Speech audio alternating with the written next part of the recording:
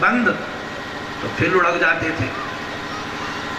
अब सदा सर्वदा तो ये प्रवचन सुनाया नहीं जा सकता था, तो संत हैं, ज्ञान वैराग्य को जगाने के लिए प्रयास किया, जब नहीं जग पाए तो हरि जगाम शरणम।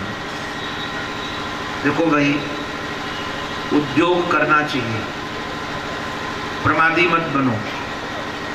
परमात्मा प्राप्ति हो या साधन के लिए भाग्य के बट्टे में मत डालो कि भगवान को मिलना होगा, भाग्य में तो मिल जाएंगे, अंतःकरण को पवित्र होना होगा तो हो जाएगा। ये सब नहीं होना चाहिए। पुरुषार्थ करो। आप कहो पुरुषार्थ करने के बाद भी सफलता नहीं मिलती है, तो हम लोग तो कर ही रहे हैं, बचपन से पुरुषार्थ कर रहे हैं ज्ञान वैराग्य के लिए, किंतु कई बार शिथिल हो जाता है, कई बार तैर जाते हैं, पार हो जाते हैं। तो प्रयास करने के बाद भी सफलता न मिले तो प्रार्थना करो। वैसे प्रार्थना और प्रयास दोनों साथ चलने चाहिए। प्रयास हो और प्रार्थना हो, प्रयास भी सावधानी पूर्वक हो और प्रार्थना हो। नारद जी महाराज ने जब प्रार्थना की तो आकाशवाणी सुनाई पड़ी, सत्कर्म कुरु देवर्षे।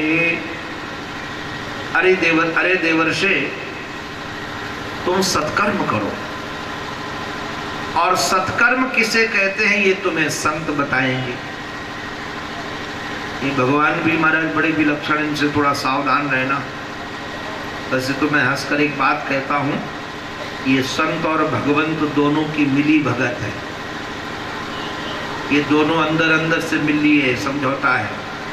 हमारे आश्रम की जो व्यवस्था संभालते हैं महाराज जी, बांजी महाराज, उनकी और हमारी मिली भगत है। कैसे मिली भगत आप समझ जाएंगे। हमने उनको कह रखा है कि जो आपको करना हो आप करिए, हम आपके साथ खड़े हैं, आंख बंद करके आपके साथ खड़े, हमारा उनका समझौता है। अब उनको जो नहीं करना होता है ना, आपको बताए, बड़ा विलक्षण है। उनको जब नहीं करना होता है कोई काम, तो पता है क्या करते हैं? कहते हैं आचार्य जी से पूछ लेना। जब वो कह दे कि आचार्य जी कहेंगे तो करेंगे, इसका अभिप्राय उनको करना नहीं है। किंतु लोग सोचते हैं महाराज जी से तुरंत हो जाएगा, और हमको ये भाषा पता है।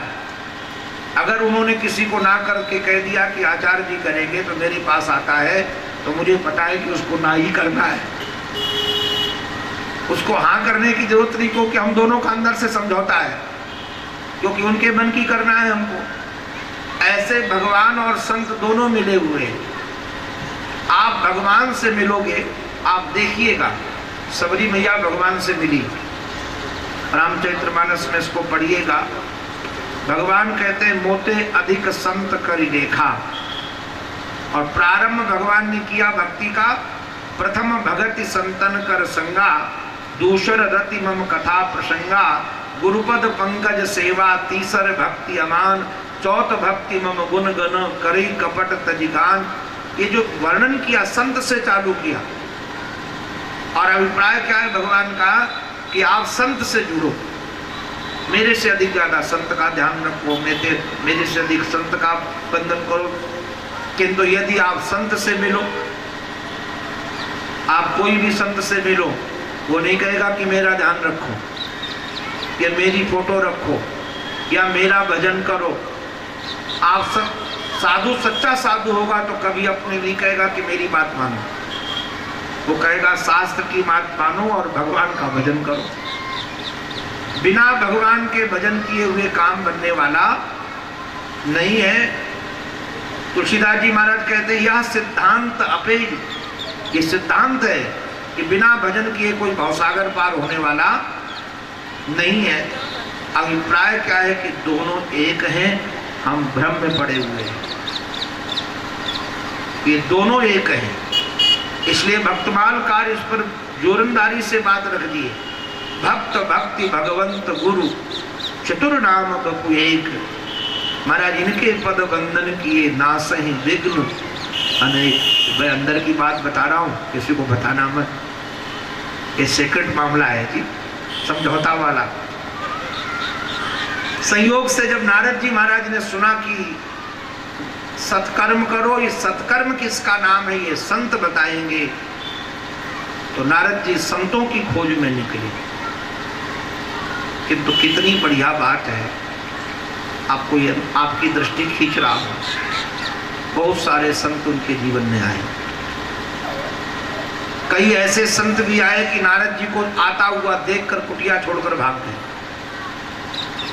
कई ऐसे भी संत आए कि 6 महीने के लिए मौनी बाबा बन गए, क्योंकि बोलूंगा तो पोल पट्टी खुलेगी। मौन रहने में बहुत फायदे हैं।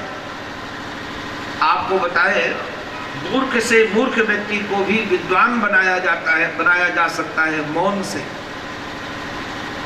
आप लोग जो पठित हैं उनको पता होगा, एक राजकुमारी थी, जिस राजकुमारी का नाम था विद्योत्तमा। बहुत विदुषी थी, बड़ी विद्वान थी। महाराज उसने निश्चित किया विद्योत्तमा ने कि मैं ऐसे व्यक्ति से विवाह करूंगी जो मुझे विद्या में हरा दे, परास्त कर दे, शास्त्रार्थ में। बड़ी विदुषी, बड़े बड़े विद्वान गए, बोल करके उसको हरा नहीं पाए। अब जब हरा ना पाए तो किसी की पत्नी बनी नहीं। किंतु विद्वान तो विद्वान होते हैं। उन्होंने कहा अच्छा तू विद्वान की तलाश में है, किंतु मैं ऐसा मूर्ख दूंगा कि तेरे जीवन भर सर पटकेगी।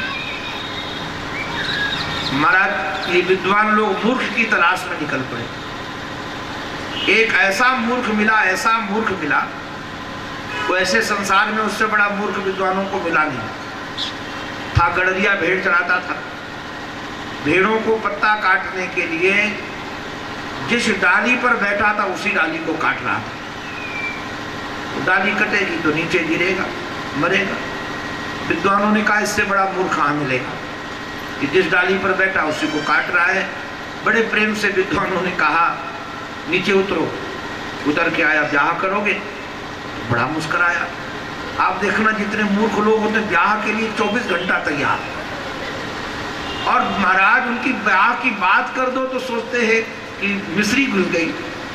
किंतु ब्याह के बाद वाली बात पूछो तो रोएंगे, कहते पहले पता होता तो आता ही नहीं क्षेत्र में। वो महाराज तुरंत तैयार हो गए।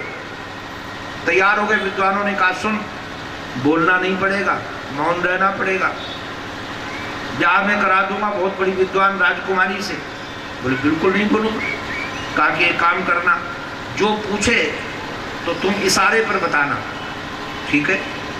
महाराज बढ़िया से चौबंदी बनवाई उसके लिए। हमारे वृंदावन वाले जैसे पंडित पहनते हैं, धोती भी चौड़ी किनारे की, जिसमें क्रीच भी ना टूट सके, और एकदम पंडित जी को तैयार करके तिलक लगा करके, गड़रिया व्यक्ति तिलक लगा करके पोथी वोथी बगल में रखा करके ले गए। विद्वानों ने कहा ये हमारे गुरुजी हैं, बहुत बड़े विद्वान हैं, किंतु अभी 6 महीने के लिए मौन है। अब आपको विद्वान चाहिए तो आपका हर प्रश्न का उत्तर ये मौन से देंगे। तो उन्होंने कहा ठीक है। महाराज विद्योत्तमा बैठी एक तरफ, ये बैठा ले गए। इशारा करके बोलना मत, कुछ भी हो, मौन रहना है। उसने महाराज इशारा किया, उस देवी ने ऐसे इशारा किया, एक ऐसे इशारा किया। तो इन्होंने सोचा कि ऐसे इशारा किया, इसको लगा कि कह रही है कि तुम्हारी एक आंख फोड़ दूंगी। तो इन्होंने तुरंत 2 उंगली दिखाई।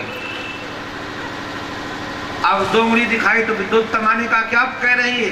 बोले तुमने ये कहा है कि एक ब्रह्म है, और हमारे गुरु जी कह रहे हैं कि जब तक द्वैत नहीं होगा तब तक सृष्टि नहीं होगी, इसलिए सृष्टि पैदा करने के लिए 2 चाहिए। अब महाराज तुरंत स्वीकार कर लिया। उसने तुरंत ऐसे 5 दिखाया हाथ। इनको लगा कि झापड़ मारने को कह रही है। अभी बूढ़ लोग तो लड़ाई झगड़ाई की बात समझते हैं, तो जो ऐसे दिखाया उन्होंने मुक्का दिखाया कि अगर तू झापड़ मारेगी तो मैं मुक्का मारूंगा। अब जो मुक्का दिखाया तो पंडितों ने तुरंत कहा अरे देवी जी हमारे गुरु जी देखो तुमको कह रहे हैं, आप कह रही हो कि 5 महाभूतों से सृष्टि बनती है। तो गुरु जी इस बात को स्वीकार कर रहे हैं कि 5 महाभूतों से सृष्टि बनती है, किंतु गुरु जी कहते हैं 5 महाभूत अलग अलग से सृष्टि नहीं बना सकते हैं, जब 5 मिल जाते हैं तब सृष्टि बनती है। अब ये विद्वान लोग तो कुछ समर्थ महाराज सिद्ध कर दे, इसी का नाम तो विद्या है। हमारे महाराज श्री बताते हैं कि काशी में बड़े बड़े शास्त्रार्थ होते थे, तो जो शास्त्रार्थ महारथी आते थे वो पूछते थे कि खंडन करना है विषय का कि मंडन करना है। अब ये वकील लोग क्या करते हैं, सही को गलत सिद्ध कर देना, गलत को सही सिद्ध कर देना, केवल युक्ति पर और प्रमाणों के साक्ष्य में। इसका वैदुष्य का प्रयोग इसी प्रकार का। तो महाराज उन्होंने कहा कि तुम्हारे गुरु जी तो बहुत विद्वान है। ब्याह हो गया। ब्याह हो जाने के बाद बड़ी जो घटना घटी, अब रात्रि में होता क्या है, जैसे हम लोग हैं भागवत की कथा करते हैं तो रात्रि में स्वप्न देखेंगे तो कई बार ऐसे स्वप्न देखते हैं कि हम कथा कर रहे हैं, क्योंकि दिन भर वही चिंतन होता है। वो गड़रिया दिन भर तो भेड़ चलाता था, अब वो राजकुमारी के साथ लेटा है किंतु महाराज भेड़ चलाने लगा। जैसे भेड़ों को बुलाते ना वैसे उसको बुलाने लगा। उसको बहुत गुस्सा आई और समझ गई कि विद्वानों ने मेरे साथ छल किया है। एक लात मारी और धक्का मार करके अपने बिस्तर से गिरा दिया। अब वो नीचे गिरे, नीचे उड़कते हुए नीचे जाकर गिरे तो भद्रकाली का मंदिर था वहाँ। इनकी महाराज जी जीभ ऐसे लगा करके भेड़ों को जिसे बुलाते, जीभ बाहर थी तो जीभ कट करके भद्रकाली के मंदिर में चढ़ गई। भद्रकाली ने पूछा कि तुम वर मांगो, तुमने तो जीभ चढ़ा दी है। तो इनको लगा कि भद्रकाली पूछ रहे किसने मारा है, मारा किसने है ये बताओ। किसने, वो सोचे मारा पूछ रहे तो ये कहना चाहते थे विद्योत्तमा ने मारा है। अब जरा विचार करना, जीभ भी होने के बाद भी विद्योत्तमा कहना बड़ा कठिन है। ये संयुक्ताक्षर जो होते इनका उच्चारण बड़ा कठिन है। हमारे यहाँ एक माता जी अभी हैं, वो तो नेत्र चले गए हैं, वृद्ध है, तो पहले भोजन बना के खिलाती थी। तो कभी भी हम दो महात्माओं का वो नाम नहीं ले पाती थी, मेरा नाम नहीं ले पाती थी। और एक हमारे मित्र महात्मा है प्रणवानंद सरस्वती, तो उनका भी नाम नहीं लेती थी। जैसे कोई कहते थे प्रणवानंद तो कहती थी पड़वानंद आए हैं, और मेरे को सड़बड़ानंद बोलती थी। कभी कोई बात हो बोले स्वामी सड़बड़ानंद ही आए हैं, वो सड़बड़ानंद कभी कह नहीं सकती तो उनको पड़वानंद बोलती थी। अब हम खूब हंसते थे जब वो पड़वानंद करके बोले ना। तो ये संयुक्ताक्षर जो होते हैं इनका उच्चारण बड़ा कठिन होता है। तो विद्योत्तमा कहना कि विद्योत्तमा ने मारा है, तो उनको लगा कि विद कर रहे थे कि विद्या चाहिए। तो भद्रकाली ने कहा कि जाओ तुम विद्वान बनो। वही हमारे कालिदास जी महाराज है। बताना मुझे इतना था, इसलिए मैंने दृष्टांत दिया आपको इतना लंबा कि कई बार मौन में सारे दोष छुप जाते हैं। इसलिए वैदुष्य जहां हो विद्वानों की सभा में बोलना नहीं चाहिए। आप जितना कम बोलोगे आपका उतना सम्मान होगा। और विद्वानों के सभा में यदि बोलना प्रारंभ कर दिया तो व्याकरण संबंधी, भाव संबंधी कहीं दोष हुआ तो आप दृष्टि से गिर गए, तो उनको लगेगा अरे कुछ नहीं जानता है। तो कई संतों ने मौन ले लिया और कई कियंतस्तु पलायिताः, कितने तो भाग गए। किंतु वारे वाह, मैं जो सूत्र देना चाहता था आपको, नारद जी को संत की तलाश थी, किसी के रागत द्वेष में फंसे नहीं। जो मौन हो गए उनकी निंदा करने में नहीं लगे, जो भाग गए उनके दोषों की चर्चा करने में नहीं लगे कि कमजोर थे भाग गए। हमारी दृष्टि थी, हमारी दृष्टि लक्ष्य पर होनी चाहिए। अच्छा एक बात बताओ, आप जरा विचार करना, किसी दुकान में आप कोई सामग्री खरीदने जाओ और उसके दुकान में वो सामग्री न हो तो दुकानदार को गाली दोगे? आप दूसरे दुकान में जाकर के ले आओगे।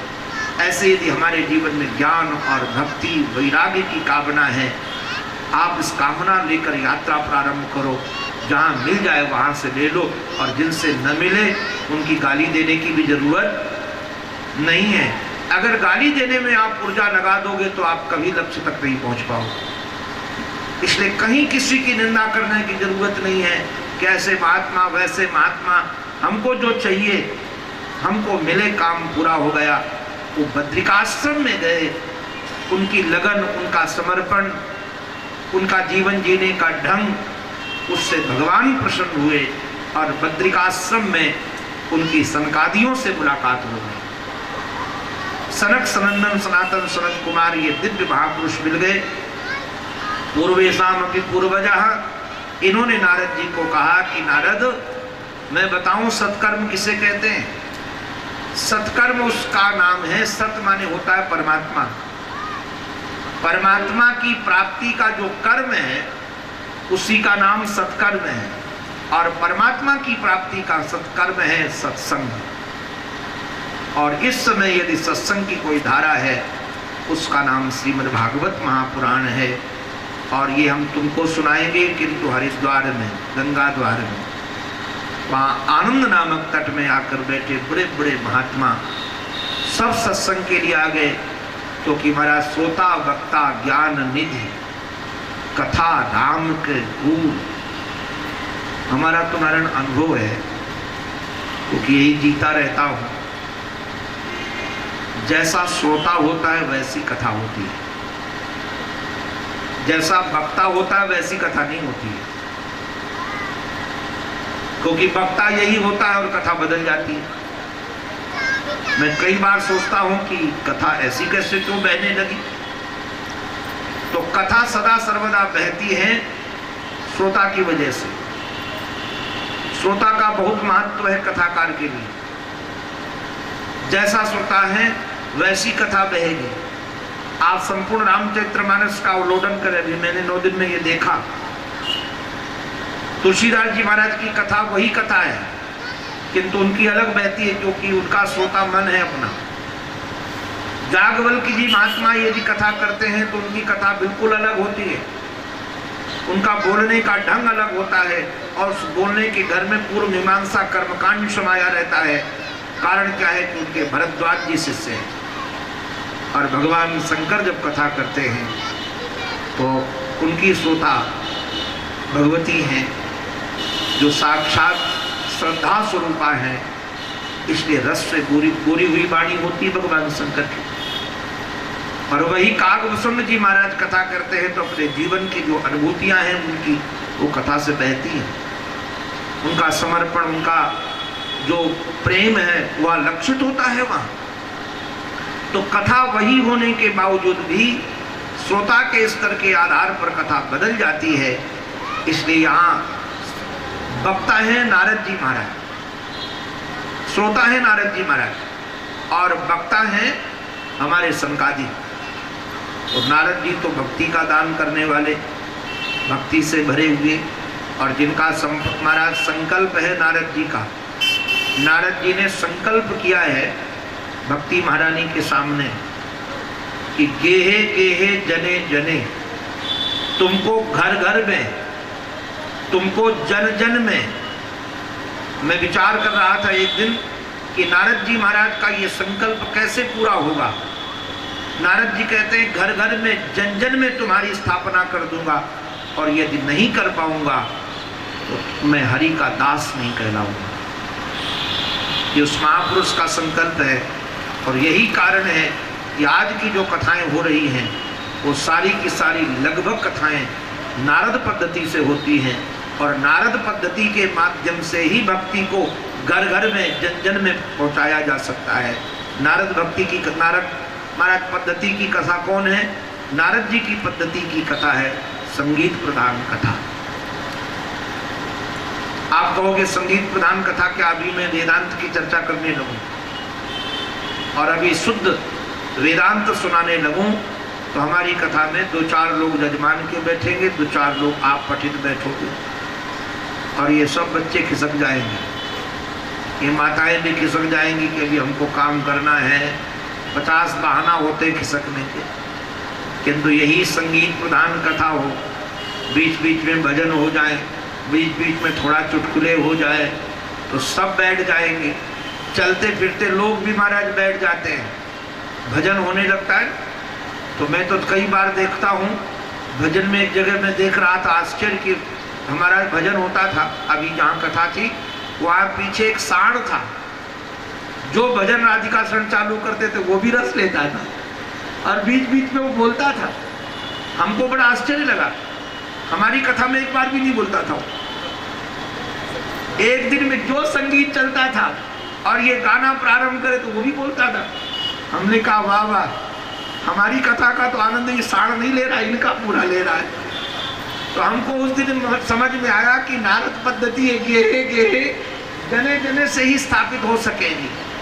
इसलिए संगीत की निंदा नहीं की जा सकती है, क्योंकि ये जो महात्म्य है संगीत का, ये पशुओं को भी प्रिय है, पक्षियों को भी प्रिय है संगीत। अरे नारायण, वृक्षों को भी प्रिय है। इस पर रिसर्च हुए हैं बहुत सारे। ये जो वृक्ष यहाँ चारों तरफ लगे हुए हैं, उनको भी संगीत रस प्रिय है। वो हमारी कथा भले न सुने, किंतु संगीत तो सुनेंगे ही सुनेंगे। इसलिए गेहे गेहे जने जने स्थापित करने की, तो ऐसा जो महाराज श्रोता है और उनका वक्ता का भी क्या कहना है, चारों भगवान भगवत स्वरूप है, इसलिए बड़े बड़े महात्मा आ गए। और महाराज सब महात्मा आकर के बैठे, ये महिमा गाने लगे भागवत की। अभी भागवत की कथा नहीं कही, सनकादि केवल महिमा गा रहे थे, और उस महिमा का प्रभाव ये हुआ, आश्चर्य भी हुआ सबको।